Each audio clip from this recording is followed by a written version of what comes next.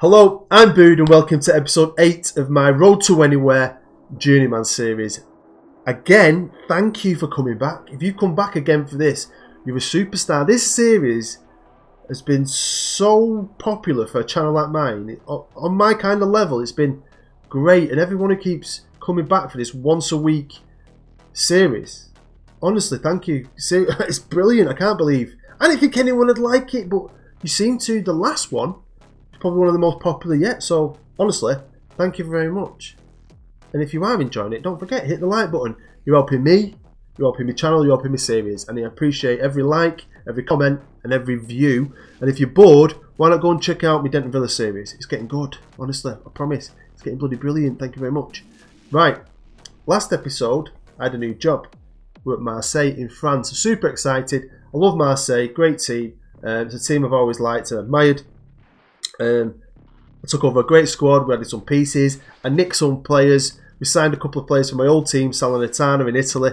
And I did super well, didn't we? He started off bad, getting battered. Changed his tactics. This one I found on Twitter. And it was just amazed me. We had a good team, but we won the league. And of course, we won the bloody Champions League, which was just insane. Now, a few people have messaged me saying, Bood, you had an easy run. Up until the final, you had an easy run, and I did, but you can only beat the teams that are in front of you. But we beat Madrid in the final, so I'm super proud. But obviously, put the bar up here now, so it's only downhill for me, isn't it? How many times are you going to do the double with the French team, really?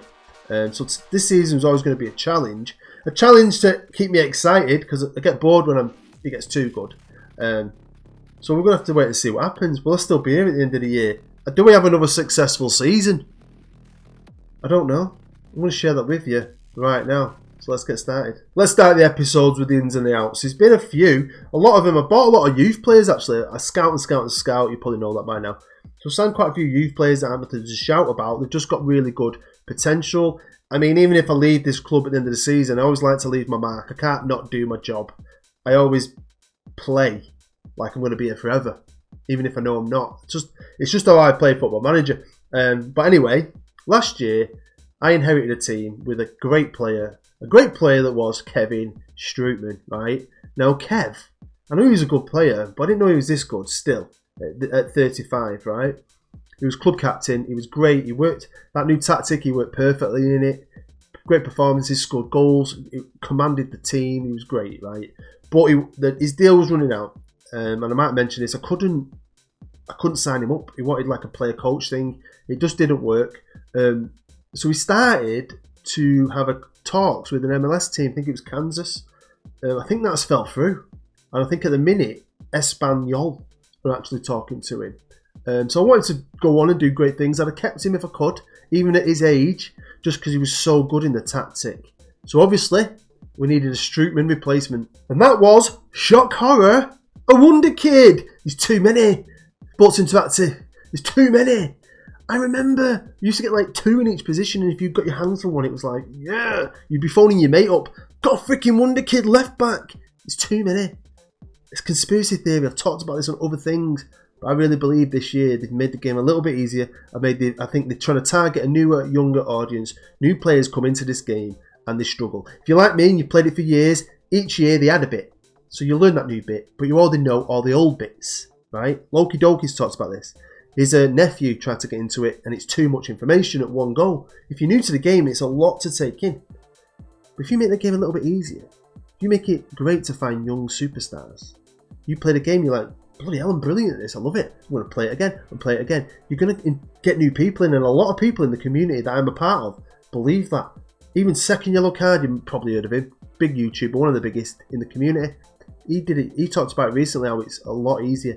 Well, a lot of other guys have, and I genuinely believe that. I'll be honest with you. But that's enough of that. Let's stop moaning. This is who I found to replace Mr. Strootman himself. Now, it cost me about 40 million in cold hard cash, with about another 10 billion on top in add-ons. But it's worth it for 2 reasons. He's a wonder kid.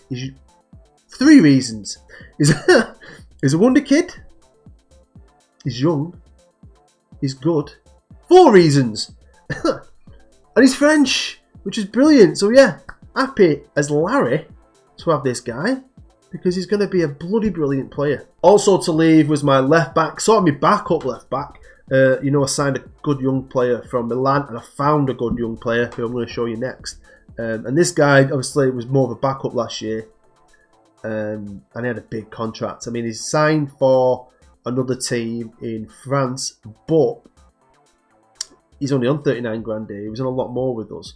He's alright, but he's 31. Big deal. Get rid of him. Get rid of him. I needed his wages. Because I've signed a Wonder Kid. How many Wonder Kids are on this game? I need to stop moaning about it. There's a billion of them. Load up the game. Put a load of leagues on it if your computer can handle it. And seriously, it's like Wonder Kids rain on you from heaven once you're in it. Seriously, it's insane. But it is what it is. But this guy's pretty good. Portuguese. I got him from Sporting, and he cost me an arm and a leg again. I think it was about 30 million in hard cash and about 40 million in add-ons. A lot of add-ons spread out. It's the best way to do it. I know I did it with Salernitana, and I left them in a bit of financial woe. But they're alright now. I'll talk about it later. So it's fine. Don't worry about it. Now, another player to leave was this guy. I'm not going to try and say his name. Croatian, 28 years old. He was already at the club when I took over, and he was a good centre-half for me. He was like my third centre-half. And he was actually worth 40 million, right? But he wanted to leave. So I was like, fair enough. I've got two other centre-halves who are better. And there's guys out there who could sign as a backup, who will be cheaper than him, right? But nobody wanted him at 40 million. So put him to 30 million. Nobody wanted him. 20 million. Nobody wanted him. I'm like, he ain't worth 40 million then. Put him to 10 million. Loads of teams came in. One of them being Manchester City. So he signed for Manchester City. So his replacement is a decent player. And to be honest, right, this is another example of why this game is talking crap. Because a potential ability, gold star 2.5 with a little bit more black. So he's not even a full maxed 4-star player. But the game's got him as a wonder kid. It's broken. He's not a wonder kid, is he? He's alright. He's alright. But he didn't even cost me that much. It cost me about 10 million altogether. He's not a wonder kid, is he? So why is it saying he is? Now that's it for me, Outs. I've loaned a load of young players out. That's about it. But we only play with one striker, and we had two strikers. We've got Foggy, my starter. He's brilliant. He ain't going nowhere. He's a legend. His backup is Morelos, who, by the way, is a real player. You must know who he is. He's good, but he wants to leave. He wants to fulfill his dream of playing in the Premier League. Never heard of that before, but that's what he wants to do. So I said to him, fair enough, I'll sell you at the end of the year. But I'm going to play him as little as possible because, you know, a bit of an arsehole. But I wanted a third striker anyway. But I wanted something different. I wanted someone different than Foggy. Someone that, if Foggy ain't working, I can bring on for the last 20 minutes, 15 minutes, and he's going to give me something totally different. And I found it in Amir Hafiz Sahari, right? Spanish, 21-year-old. We've signed him from Valencia. It's cost me a lot of money with add-ons, but I signed him because he's 6'5". 6'5". There's a lot of good strikers out there. Couldn't afford most of them. But yeah, I just thought he's different, isn't he? Foggy comes off, chuck on the man mountain. He might get a goal with his head. Brilliant. So that's it, really. I did sign some kids, like I said. Some are staying in the reserve. Some have been instantly loaned back out. Nothing major. Just some good young players that, you know, could maybe become something great for Marseille in the future. But my squad, I was happy with it. It's pretty well rounded. I think it's just as good as it was last year. I think we've, you know, improved it, definitely. I've got no loans this year, which is good. We had a couple of loans last year. And we've got lots of good players that if they stay fit, there's no reason why we can't win the league, for sure.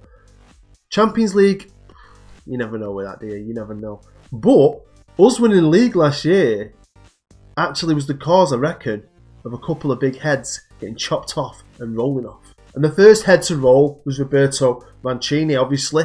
Monaco wanted to win the league. They didn't. And they've sacked him. And they've replaced him with what I'd say is a better manager in Pochettino. So Monaco looking pretty good. And Monaco have actually spent a bit of money this summer and bought some brilliant players. They're going to be a lot better than they were last year. One of the players they bought was the goalkeeper I talked about in a previous episode. I tried to sign him for Salernitana, but he chose to go to Marseille. So when I got the Marseille job, I thought, great, I'm going to have that goalkeeper I wanted.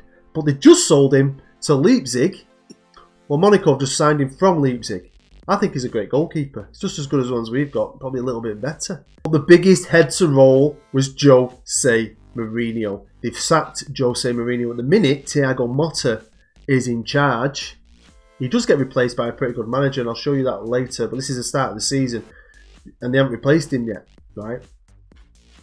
They've sacked Jose Mourinho. Not only that, they've got rid of loads of players, like a lot of the old guard players who are in the 30s. I think the only one they've got left is Paul Pogba. I mean, they've got Mbappe, but he's not old. Paul Pogba's like 32 now in the game. But they got rid of Neymar, he's 33. He's gone to Seattle in the MLS. And they've signed a lot of exciting players as well, like some really good young ones. So I'm expecting them. Because they're the favourites, actually. They're the favourites to win the league. So I'm expecting them to be a lot more of a challenge again this year. If we look at the table with its odds, you'll see Paris are favourites. They haven't got a manager yet. They get a good one, you know. I didn't know he was this good until I saw his attributes. Great player, great ex-player. We're predicted to be second, even though we're awesome. And then you got Monaco in third. I mean, this is a good league. I enjoyed it last year. We didn't run away with the league, did we? So I was super excited for it. Foggy and Romagnolo are in the Dream 11. And if you look there, you'll see what they've been doing. Paris Saint-Germain, 5 players in. 14 players have left. 99.53 million net spend in profit there. But then look at Monaco. 10 players in. 16 players out. Big changes in these clubs, so I'm excited. Is it going to work for him or is it going to work against him? We'll have to wait and see. So let's look at the pre-season first, and it went alright, to be fair. There were some games arranged for me, I forgot to sort that out, so I cancelled them, but there's one game I couldn't cancel, and that was this one, against Police. We beat them 5-0 though. And then I went on a tour of America. Why not? We played Atalanta, great team, we beat them 1-0. Then we played LA, beat them 5-0, then we went over to New York and we beat them 4-0, and then we played Seattle, we beat them 2-1. Afterwards I realised what I'd done is we'd gone to Atlanta, LA, New York, Seattle. We'd basically gone back and forth across America about 20 times, so put a bit of miles in there, didn't we? That we didn't need to do. We need to plan that better next time. Then I wanted to test ourselves, so I organised a little league. 3 games over 3 days. It forces you to use your entire squad. And we beat Barcelona in the first game. Then we beat Arsenal. But then by the time we played what you'd call the weakest team in the group, we were knackered. Like, we were knackered by then. So you're scraping the barrel with some of your players' fitness and quality. And we got beat off Milan 1-0. And quickly, I don't want to keep going over my old clubs, but I was there for 4 years. I do quite like it. And I wanted to share this with you because they replaced me with the Atlanta manager, who was great, did a great career, and I was happy with that. But he came second in the league, and I'm guessing they wanted him to win it, and they've sacked him. But they've replaced him with one of the game's good young managers, Mr. Tuchel. Welcome to the 30th of December. We're going to jump to roughly the halfway point, just before the transfer window opens, and at this point, things were going really well. I can't lie, the team's still brilliant, the tactics still brilliant, and we were top of the league after 19 games. Only by a point now. Paris Saint-Germain and Monaco are doing really well. Well, Paris Saint-Germain are. Monaco, not so well, but Paris have got some great players.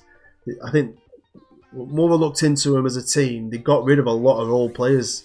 End of contracts, big wages. Neymar was on £800,000 a week. I don't know how that's happened.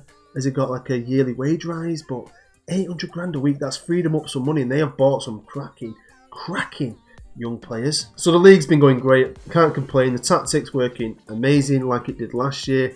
I absolutely love it. I can't. It's a joy, although it's so bloody good. I don't know what it is. Is it the tactic, the players? Is it just a combination of the two? I'm not 100%, but it is what it is, and we're doing so well with it. So, you know, we've won, and we keep winning. Look, we're scoring goals, we're keeping clean sheets. Let's look at some important games. Monaco beat them 3-0 in their own back garden. I mean, really. Paris, who just about managed to stay in the league last year. Got to remember Paris. Turned me down. Had an interview. Turned me down. Think what could have been, Paris. Seriously. Think what could have been. Paris Saint-Germain, though. They're the only team to beat us. 4-2. They've got a good team. So, I was gutted. But do you know what? Fair play. And that manager is Simeone Inzaghi. And he's pretty bloody good, isn't he? The Lazio manager, Napoli manager, and now he's Paris manager. And he's the guy who's always like the second Inzaghi, wasn't it?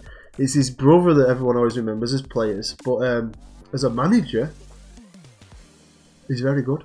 Now, we almost forgot to share it with you, but we played in like the Super Cup, the French Super Cup. I think it's called the Trophée des Champions. I'm guessing it's the champion of Trophy of Champions. It's got to be. We won it 2-0, so it's not the biggest cup in the world, but it's always nice to win some silverware. Nope, we won the Champions League, so you play the Europa League winner, don't you? We played Inter Milan, we beat them 2-0. Brilliant game, to be fair, I really enjoyed it. And again, another trophy on my CV and in the cabinet. And of course, I always forget this. I always forget it until it just lands in my news feed. When you're in the Champions League, you go to the World Club Championships. I always forget about it. And we won it 4-1 against some team I've never heard of. The game before this, we won 9-0. So yeah, it was pretty good. Now the two French Cups, the League and the FA Cup or whatever they're called, they haven't started yet. But the Champions League has obviously started. And we're in Group F with Borussia Mönchengladbach, Atletico Madrid, and Krasnodar.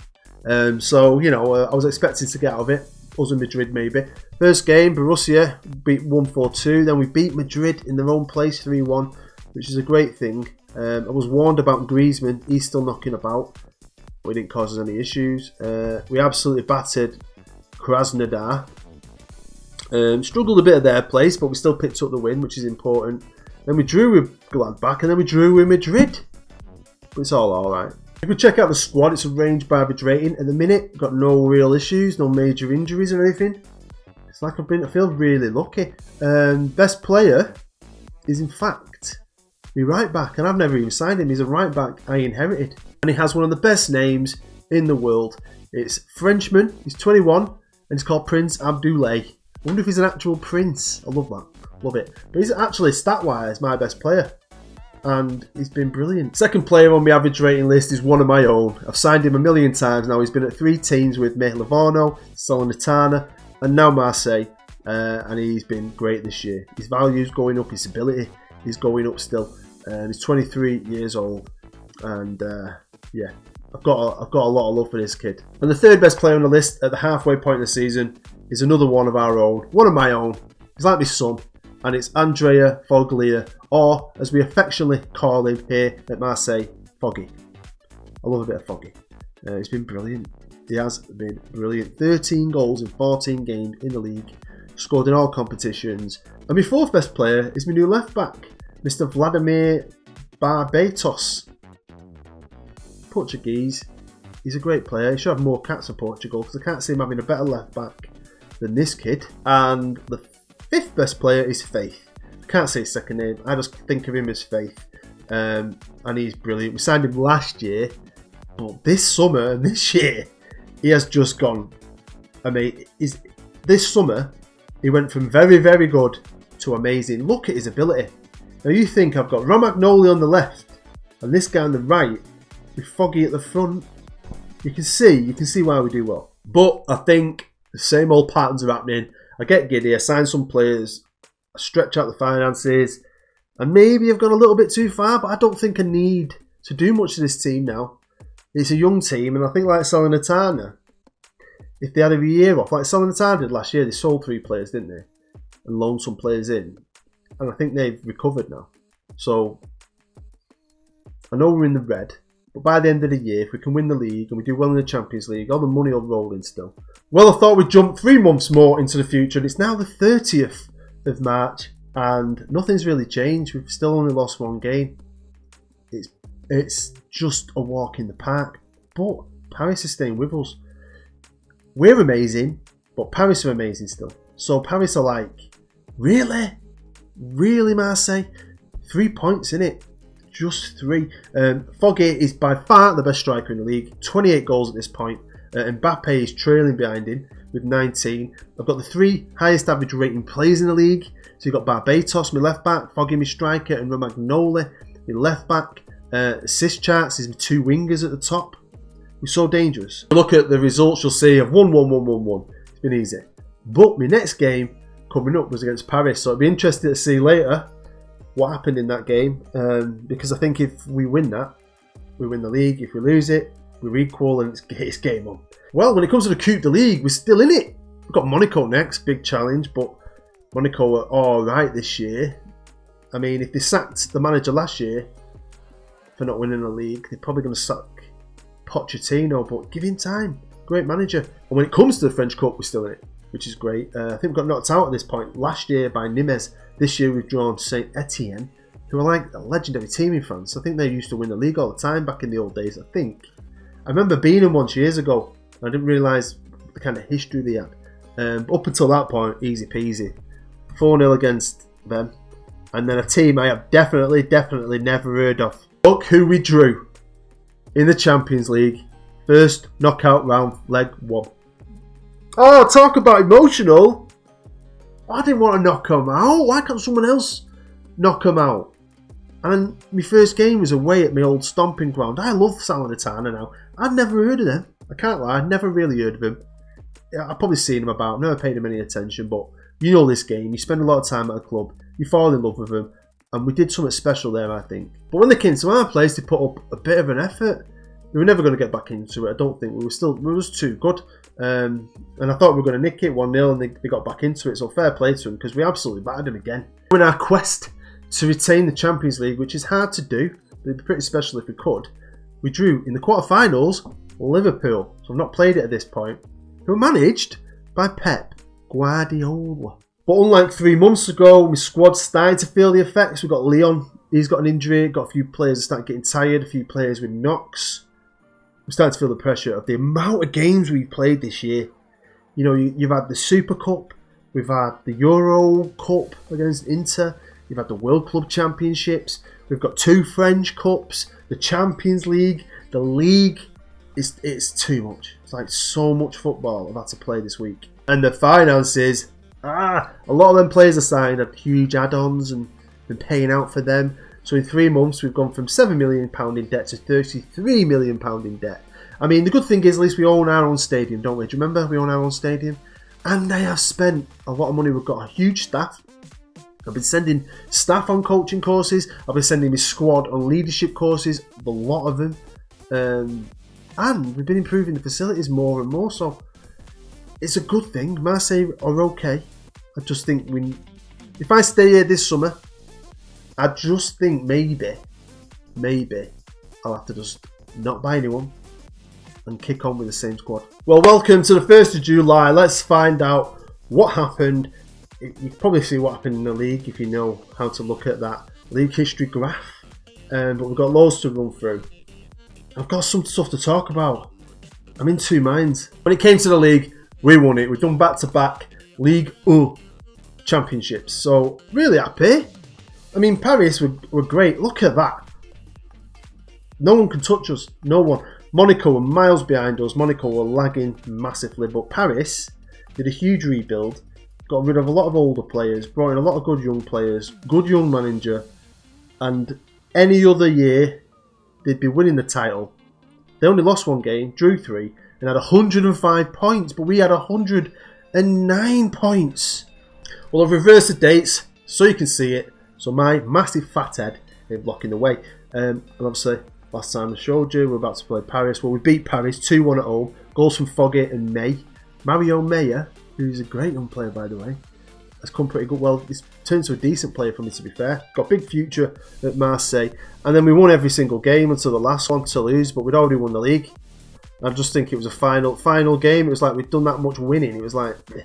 When it came to the Coupe de League, we got to the final. Obviously, we were playing Monaco, and we beat them 2-1. Brilliant. So I've got my hands on a cup.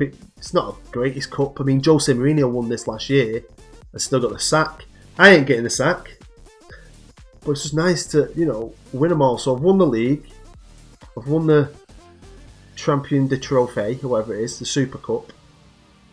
I've won the League Cup, which is the Coupe de la Ligue. But have I completed the set? No! I got a bloody beat of Paris Saint-Germain in the semi-final. 3-0. Mbappe bossed us. One of the very rare games, right, that we were awful. And it's been good. We've battled it out for the league. We've both been amazing in the league. They beat me in the league. The only team to beat me. We've beaten them. And then they knocked us out of the cup, which is, fair enough. Fair play to Inzaghi and his team because they've battled it, so they deserve something at the end of the year. And they've got their hands on the French Cup, which is a bit better than what they won last year. But what happened with the Champions League? Well, let's find out. Obviously, you know, we're playing Liverpool, and they came to our beautiful stadium, and we annihilated them. Absolutely annihilated Pep, Foggy with an hat-trick, Romagnoli, and May. But to be fair, we suffered one of our very rare defeats of the season away in the second leg at Anfield, and we got beat 1-0. Next up, we drew in the semi-final a team we'd beat in the European Super Cup earlier in the season, Inter Milan, away from home. I feel like I knew them because I played against them a lot with Salernitana, and we battered them, got straight in, done the job. 4-0, Foggy, Castillo, and Verbeek got us the goals. But then, when they came to our place, we absolutely tore them apart. We tore them a new bumhole, ripped them to shreds. I felt a bit shady in the amount of battering we gave them. They only had 2 shots. So obviously, we got to a Champions League final. Second year running. I mean, really? It's been a very, very long time since I've been at a club with a team and a tactic where I've done back-to-back league titles and Champions Leagues. I think, I talked about it before, I think it was Man United on FM19 the year before I came on YouTube. I had a Manchester United team and I won the Premier League and the Champions League 3 years on the run. And it was like, oh God, and I quit then. I got bored. But could I do it with Marseille? Yep, we could. And not only that, we had Madrid in the final again. 2 years running. It's been Marseille versus Madrid. Battle of the Mighty Whites. This year felt a bit tougher though. 2-1 in the final. But we deserved it. Castillo scored. Leon scored. It was brilliant. It was brilliant. Morelos had to start. Foggy couldn't play. So I was a bit worried. But back-to-back doubles. Now it's 2026, so the Ballon d'Or hasn't been drawn yet. It's going to be later on this season, right? The current holder is Mohamed Salah, Mo Salah.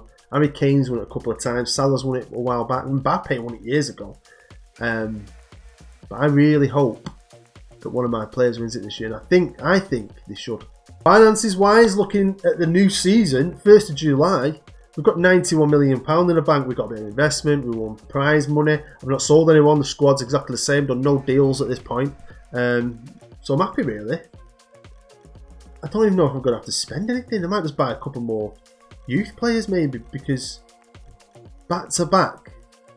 So we're here at the job centre, right? Because, well, there's no jobs there for me. Bologna in the Serie A. I won't go anywhere else in Italy now. I'd like to go to Spain. I think that'd be fun. I'll probably even step down to a lowered league just to challenge myself at some point. At some point during this series, I wouldn't mind going to Holland or maybe Belgium. Really test myself, take a step back in what you class as quality. But it'd be a good challenge, you know what I mean? But I'm at a crossroads here, so I'm going to put it to you guys, right? I'm going to leave it for a bit. I'm going to play this game for a couple of days. I'm going to let the comments come in, hopefully. A lot of you watch it, so I'm hoping a lot of you are going to get involved. Do a goal for Season 3. Because it is a bit like, Paris going to challenge me next year. It's going to be the same as this year. I mean, we've won the league twice, the Champions League twice. I've only been here 2 years. I'm probably going to do well again next year. Do we go for that 3rd year? Do we try a 3-peat? Or do I resign and see if any jobs come up? I even have a year off and see how the land lies in 12 months, right?